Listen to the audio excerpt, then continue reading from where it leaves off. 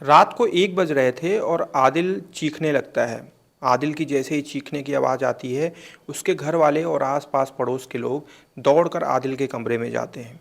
और जाने के बाद जैसे ही वो आदिल को देखते हैं, सबके होश उड़ जाते हैं। क्योंकि आदिल ज़मीन पर पड़ा हुआ था, उसके मुंह से आहट निकल रही थी और उसके पूरे कपड़े खून से सने हुए थे। उसके सर पर बहुत ज़बरदस्त ज़ोरों से घाव किया गया था, मतलब किसी भी बड़े चीज़ से उसके सर को कुचला गया था। साथ ही साथ उसके गर्दन पर कटने के निशान थे। आदिल अपनी आखिरी सांसें गिन रहा था। परिवार के लोग और आसपास पड़ोस के लोग आदिल को आनन फानन में नज़दीकी अस्पताल लेकर जाते हैं, लेकिन तब तक बहुत देर हो जाती है। आदिल रास्ते में ही अपना दम तोड़ देता है। अस्पताल पहुंचने के बाद डॉक्टर इस चीज़ की पुष्टि कर देते हैं कि आदिल मर चुका है। अब आदिल की मौत की खबर जैसे ही होती है, आदिल की पत्नी जो होती है वो चीखे मार मार कर चिल्ला चिल्ला कर रोने लगती है, क्योंकि आदिल की शादी को हुए अभी मुश्किल से 1.5 या 2 साल हुए थे। 1.5 2 साल पहले आदिल की शादी हुई थी, अभी कोई बच्चे थे नहीं, यानी कि एक नवविवाहिता थी उसकी पत्नी, जिसका अब सुहाग उजड़ चुका था। वो रोने लगी, चिल्लाने लगी, अपना चूड़ियाँ फोड़ने लगी। अब हर किसी की संवेदनाएं उसकी पत्नी के साथ जुड़ने लगी। हर कोई यही सोच रहा था कि नई नवेली शादी हुई है, अब क्या होगा इसका। और 4 दिन तक ये चीज़ें चलती हैं, पुलिस वहाँ पहुँचती है, जांच पड़ताल करती है, और 4 दिन बाद जो खुलासा होता है, उसे जानने के बाद हर कोई भौंचक्का रह जाता है। किसी को यकीन ही नहीं होता कि ऐसा भी कुछ हो सकता है। आज की ये कहानी दुनिया का वो सच आपको दिखाएगी जो अक्सर आपके आस-पास पड़ोस में आपको देखने को मिला होगा। आज नहीं तो कल, कल नहीं तो परसों, कभी न कभी तो आपने सुनी होगी ऐसी कहानियाँ जो अक्सर होती हैं। आइए कहानी के माध्यम से इस सच्ची घटना को मैं आपके सामने हाजिर करता हूँ। नमस्कार, सत श्री अकाल, आदाब। मैं हूँ आपका दोस्त एंड होस्ट राहुल और आप देख रहे हैं 9 PM विद जीआरडी। दरअसल ये कहानी है उत्तर प्रदेश के मेरठ की। मेरठ में एक गांव होता है। उस गांव में एक आदिल नाम का लड़का रहता है। आदिल के अगर माँ बाप की बात करें तो वो बचपन में ही गुजर गए थे, लेकिन आदिल की जो मौसी थी उन्होंने आदिल को गोद ले रखा था। आदिल का एक छोटा भाई भी था जो कि मौसी का ही लड़का था, लेकिन दोनों में सगे भाई से भी बढ़कर प्रेम था।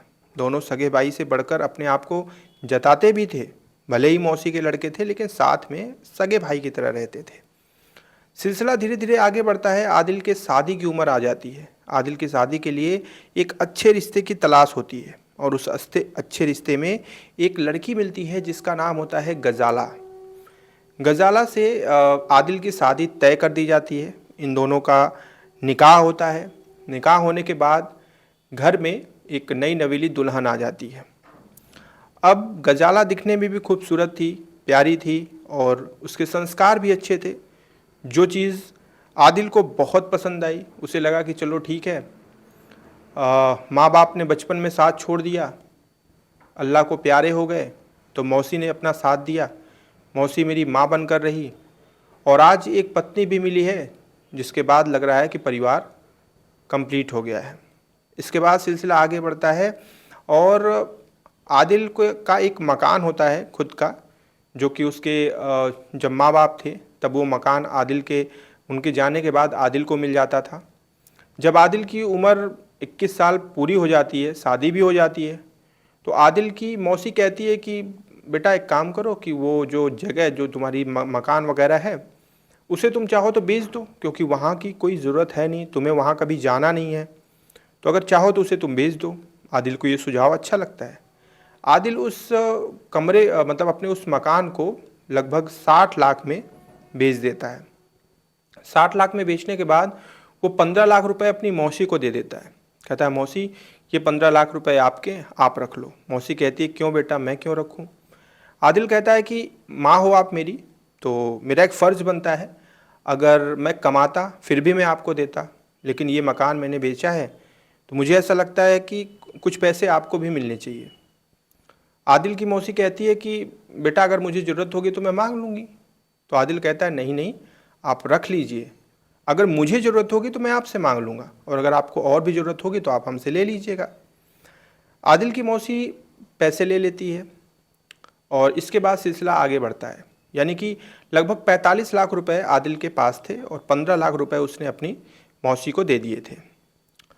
अब धीरे धीरे कार्रवाई आगे मतलब सिलसिला आगे बढ़ता है। आदिल के पास खुद का कोई काम नहीं होता है, लेकिन आदिल का जो ससुराल होता है वो बहुत अच्छा होता है। जिस तरीके से आदिल की पत्नी गजाला बहुत अच्छी होती है, वैसे आदिल का ससुराल भी बहुत अच्छा होता है। ससुराल वाले आदिल से कहते हैं कि अगर कोई काम करना हो तो तुम ससुराल आ जाओ और यहाँ पर बहुत सारे काम चलते हैं, किसी काम में तुम भी लग जाना और काम हो जाएगा तुम्हारा, कुछ पैसे भी कमाओगे।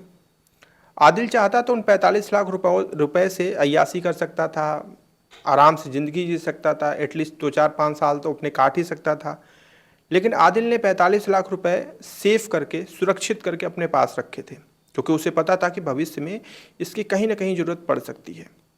इसके बाद वो गजाला से कहता है कि मैं तुम्हारे मायके जा रहा हूँ, यानी अपने ससुराल जा रहा हूँ और वहीं पर कुछ दिन रहूँगा और तुम्हारे भाई, तुम्हारे पिता, तुम्हारी सब लोगों ने मुझे सलाह दी है कि तुम्हें नौकरी यहाँ पे मिल जाएगी, तो तुम आ जाओ, आराम से नौकरी करो और इसके बाद अपना बीच बीच में घर भी जाते रहना। तो गजाला कहती है कि चलिए तो अच्छी बात है, आराम से आप जाइए, कोई दिक्कत नहीं है। इसके बाद आदिल अपना घर छोड़कर अपने ससुराल चला जाता है। अब जो गजाला होती है वो आदिल के घर पे ही रहती है, यानी कि अब आदिल के घर पे गजाला मतलब आदिल की पत्नी और आदिल का भाई छोटा यानी कि गजाला का देवर और आदिल की मौसी यानी कि गजाला की मौसेरी सास, बस यही 3 लोग घर पे होते हैं। इसके बाद सिलसिला आगे बढ़ता है। इधर आदिल जब ससुराल पहुंचता है तो उसे काम तुरंत मिल जाता है और वो मन से काम करने लगता है, उसे किसी तरह की कोई दिक्कत नहीं होती है। अब वो उधर पैसे कमा रहा था और इधर गजाला घर में अकेली हो चुकी थी, लेकिन देवर से उसकी आँख मिचोली चलती थी, यानी कि हंसी मजाक देवर भाभी का जो भी होता है वो बहुत अच्छा चल रहा था। और ये हंसी मजाक कब नज़दीकियों में बदल गया ये किसी को पता ही नहीं चला।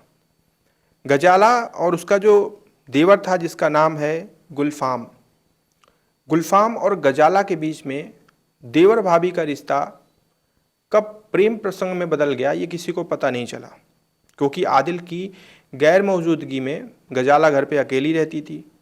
गजाला की जो मौसेरी सास थी वो बाहर या फिर कहीं किसी काम से चली गई या फिर आसपास पड़ोस में चली गई, तो गजाला घर पे अकेली ही रहती थी। उस वक्त उसका देवर वहाँ पे रहता था और इसके बाद इनके बीच में हंसी मजाक चलता था और हंसी मजाक इनकी कब प्यार में तब्दील हो गई, कब इनके बीच में शारीरिक संबंध बन गया ये किसी को नहीं पता। अब धीरे धीरे सिलसिला आगे बढ़ता है और गजाला के बीच में और उसके देवर गुलफाम के बीच में अक्सर शारीरिक संबंध बनने लगे, यानी कि अब ये देवर भाभी नहीं बल्कि एक पति पत्नी की तरह रहने लगे। जब भी इनको वक्त मिलता था ये दोनों अपनी भूख मिटा लेते थे। अब ये सिलसिला आगे बढ़ने लगा, लगभग 3-4-5 महीने बीत गए। अब इनके बीच में नज़दीकियाँ तो बढ़ी ही बढ़ी, इतनी बढ़ गई कि गजाला और गुलफाम ने आपस में परामर्श ली, आपस में एक युक्ति बनाई। उनको लगा कि यार शादी तो हमारी तुम्हारी होनी चाहिए थी, तो ये आदिल भाई से तुम्हारी शादी क्यों हो गई। तो गजाला कहती है कि हाँ मुझे भी लगता है, मुझे भी लगता है कि शादी हमारी तुम्हारी होनी चाहिए थी, गलती से हमारी शादी आदिल से हो गई। तो गुलफाम कहता है कि एक काम करते हैं, चलो इस चीज़ को वास्तविकता में बदल देते हैं, चलो हम दोनों शादी कर लेते हैं। तो गजाला कहती है कि करना तो मैं भी चाहती हूँ, लेकिन कैसे करेंगे, क्योंकि बीच में जो सबसे बड़ा रोड़ा है वो तुम्हारे बड़े भाई साहब हैं, आदिल हैं। तो गुलफाम कहता है कि कुछ सोचते हैं, आदिल भाई को रास्ते से हटाया जाए। अब हटाने के लिए इनके दिमाग में एक युक्ति आती है कि क्यों ना आदिल की हत्या कर दी जाए और वो हमेशा के लिए चला जाएगा और इससे 2 फ़ायदे होंगे। पहला फ़ायदा कि हम आपस में शादी कर लेंगे और दूसरा फ़ायदा कि जो आदिल की 45 लाख की रकम है वो रकम हम लोग हड़प लेंगे, पैसे भी अपने और हमारा रिश्ता भी अपना। इस बात पे दोनों सहमति जता लेते हैं और इसके बाद योजना बनाते हैं। 5-6 महीने बाद आदिल अपने ससुराल से वापस अपने घर लौटता है पैसे कमाकर। बहुत खुशी खुशी घर आ रहा होता है कि अब गजाला के पास जाऊंगा, उसे प्यार करूंगा, उसको कुछ तोहफे दूंगा सब कुछ अच्छा होगा। मौसी के लिए भी उसने तोहफे ले रखे थे, अपने छोटे भाई के लिए भी तोहफे ले रखे थे। और जाता है, कहता है कि चलो, सबसे मिलता है। उसकी मौसी बहुत खुश होती हैं उसको देखकर। अपने भाई के लिए भी तोहफा लेकर जाता है, छोटे वाले, उसको भी तोहफा देता है। गजाला को भी तोहफा देकर गले से लगा लेता है, कहता है कि तुम्हारी बहुत याद आती थी मुझे। गजाला कहती है कि मुझे भी आपकी बहुत याद आती थी। अब आदिल बहुत खुश था कि आज की रात बहुत रंगीन होगी, गजाला के साथ सबसे सुहाने पल बिताएंगे, एक दूसरे को प्रेम करेंगे। यही सोचकर शाम का वक्त होता है, चाय नाश्ते का टाइम होता है, और इधर गजाला और गुलफाम का जो योजना इन्होंने बना रखी थी, उस योजना के तहत ये अपना काम शुरू कर देते हैं। सबसे पहले ये करते क्या है कि शाम का वक्त होता है और चाय का टाइम होता है। तो चाय के टाइम में ये लोग उस चाय में नींद की गोलियां मिलाते हैं, लेकिन हल्की मात्रा में, ताकि घर वालों को उसका असर ये देख पाएँ कि नींद की गोलियां असर कर रही हैं कि नहीं कर रही हैं। हल्की हल्की चीज़ मिलाकर देते हैं तो उनको पता चलता है कि आदिल और आदिल की मौसी दोनों के ऊपर इस चीज़ का असर हो रहा था, यानी कि दोनों हल्के हल्के इनका शरीर जो है हल्का हल्का नम पड़ रहा था। यानी कि ये दोनों इस चीज़ को लेकर एकदम बेफिक्र हो जाते हैं कि दवाई बहुत अच्छे से काम कर रही है। आदिल और आदिल की मौसी कहती हैं कि शरीर में इतना आलसपन क्यों आ रहा है, नींद जैसा क्यों लग रहा है। तो गजाला कहती है कि माँ परेशान मत होइए, चलिए खाना मैं जल्दी बना दे रही हूँ, खाना वाना खा के सो जाते हैं, आप लोग बहुत थके होंगे। ये बोलकर खाना बनाती है गजाला और घर के सारे लोग खाते हैं। और उस खाने में भी गजाला और गुलफाम अच्छे से नींद की दवा मिला देते हैं। वो खाना खाने के बाद सबसे पहले नींद जो है आदिल के मौसी को आ जाती है और वो अपने कमरे में जाकर सो जाती हैं। इसके बाद आदिल पहुंचता है गजाला के कमरे में, यानी कि अपने कमरे में, पति पत्नी वाले कमरे में पहुंचता है।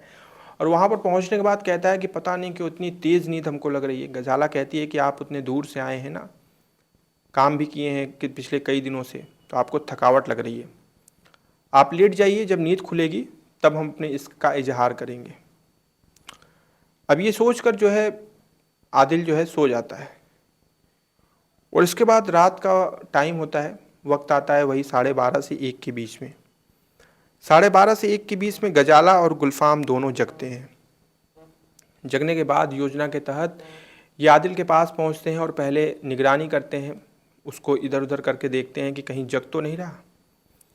लेकिन वो एक नींद की गोली की वजह से गहरी नींद में था वो। इसके बाद ये लोग भारी भरकम जो एक गड़ासा आता है जिससे मीट वगैरह काटा जाता है, उस गड़ासे से उल्टा करके, उस गड़ासे को उल्टा करके उससे आदिल के सर पर लगातार वार करते हैं। 4-5 गड़ासा मारने के बाद आदिल को होश भी आ जाता है और वो चिल्लाने भी लगता है। जब वो चिल्लाने लगता है तो ये लोग डर जाते हैं, यानी कि गजाला और गुलफाम दोनों डर जाते हैं कि अरे ये तो जग गया और ये चिल्लाने लगा।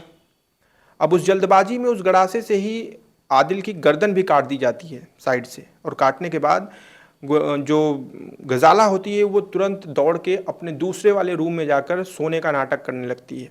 इधर जो गुलफाम होता है वो घर से बाहर निकलकर खेतों के रास्ते वहाँ से फरार हो जाता है। जब आदिल चिल्लाता है तब परिवार के लोग, यानी कि उसकी मौसी जगती हैं और आसपास पड़ोस के लोग भी जग जाते हैं और सब लोग वहाँ पहुँचते हैं।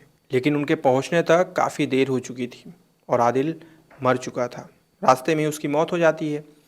अब जब पुलिस आती है तो पुलिस अच्छे से जांच पड़ताल करती है, तो बार बार पुलिस के जहन में ये प्रश्न आने लगता है कि आखिर जब गजाला और आदिल एक ही कमरे में सोने गए थे, तो जब ये वारदात हुई तो फिर गजाला दूसरे कमरे में कैसे पहुंच गई, पहला प्रश्न। और दूसरा प्रश्न कि घर के सारे लोग मौजूद थे तो उस वक्त गुलफाम बाहर क्यों था, क्या करने गया था। गुलफाम बहाना बनाता है कि मुझे अचानक से बहुत तेज़ शौच आई थी तो मुझे लगा कि खेतों की तरफ चले जाना चाहिए, तो मैं खेतों की तरफ गया था। शुरुआत में तो पुलिस जो है इस चीज़ पे विश्वास कर लेती है, लेकिन जो गजाला होती है वो 4 दिन तक लगातार पुलिस के सामने रोने का नाटक करती है। और दिन रात रोती है कि उसका सुहाग उजड़ गया। ये वक्त नहीं था उनके जाने का, लेकिन वो छोड़ कर चले गए। पुलिस अपने शक के आधार पर एक सख्ती से पूछताछ करना शुरू करती है। गजाला तो नहीं टूटती, लेकिन गुलफाम टूट जाता है। और जब वो जान जाता है कि अब वो बहुत बुरी तरीके से घिर रहा है, तो आखिरकार वो अपने गुनाह को कबूल कर लेता है और पुलिस के सामने सारा इतिहास भूगोल खोल कर रख देता है और बताता है कि मेरी और भाभी की नज़र थी भैया के पैसों पे, और प्लस हम लोग आपस में शादी करना चाहते थे। ये बात जैसे ही सब चारों तरफ पता चलती है, किसी को यकीन ही नहीं होता। देवर भाभी के प्रेम ने आदिल की जान ले ली। आदिल का इसमें कोई दोष नहीं था, उसका बस इतना दोष था कि वो घर छोड़कर पैसे कमाने के चक्कर में बाहर चला गया था और घर पर उसकी गैर मौजूदगी की वजह से एक अकेलापन था गजाला का, और उस अकेलेपन को दूर करने के लिए गजाला का देवर उसके पास पहुंचता है और ये दोनों अपनी अस्मिता को भूल जाते हैं और सारी सीमाओं को लांघकर आपसी में संबंध बना लेते हैं। और उसका दुष्परिणाम ये निकलता है कि ये लोग आदिल की हत्या कर देते हैं और आज ये दोनों भी सलाखों के पीछे हैं। ये थी आज की कहानी जो मैंने आपको बताई, और मैं चाहता हूँ कि आप अपने विचार जरूर व्यक्त करें इस कहानी के बारे में। ध्यान रखिएगा कि मैं जितनी भी कहानियाँ वास्तविकता वाली सुनाता हूँ, उसमें से कई सारे नाम मुझे चेंज करने पड़ते हैं ताकि मैं उनके परिवार पर भविष्य में कोई अस्मित ना पड़े। इस चीज़ के ध्यान में रखते हुए मैं कई सारे नाम परिवर्तित करता हूँ। इसमें ज़्यादातर जो नाम मैंने बताए हैं वो वास्तविक हैं, बस एक नाम इसमें बदला गया है और मैं चाहता हूँ कि वो नाम बदला ही रहे। अब आप अपना ओपिनियन, अपना जो आपकी राय है वो आप कमेंट में हमसे ज़रूर साझा कीजिएगा। कल हम फिर से मिलेंगे, एक सच्ची घटना पर आधारित कहानी लेकर आपके सामने हाजिर होंगे। तब तक अपना ध्यान रखिएगा। जय हिंद।